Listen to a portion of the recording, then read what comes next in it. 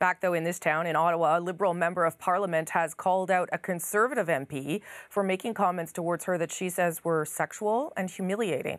CBC's David Cochran's been tracking this story. Okay, David, walk people through what happened today. Yeah, Rosie, it's a strange one. I mean, just as the House of Commons was getting down to business today, Conservative MP James Bezan rose with a surprise apology that at the time went largely unnoticed. Earlier this year, I made an inappropriate and insensitive comment in the presence of the member from Longueuil, Charles Lemoyne. I have nothing but the greatest respect for this member and for this institution, and I sincerely apologize.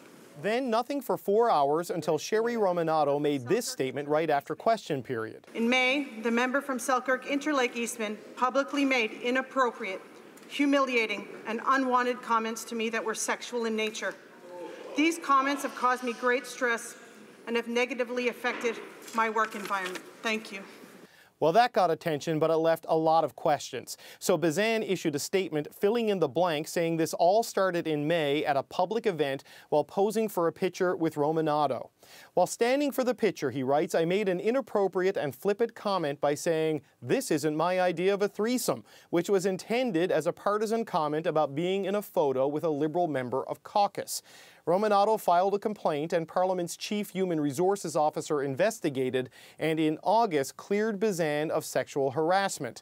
Bezan took sensitivity training anyway. He apologized to Romanado in person and in writing and again today in the Commons despite being cleared. Is it true that the Chief Human Resources Officer said there was no case of sexual harassment? Romanado wouldn't offer any further explanation or answer any questions. So, David, lots of people probably wondering if these comments were made in May. Why is it just becoming public today? Well, it's because Romanado raised this in last week's private Liberal caucus meeting. We have multiple Liberal sources on this. She went to the caucus microphones and rather tearfully outlined exactly what had happened to her and explained the impact that it had on her ability to do her work as a member of Parliament.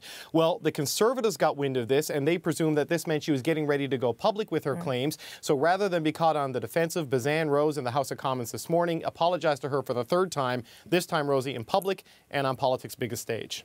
Okay, thanks for that, David. The CBC's David Cochran in Ottawa tonight.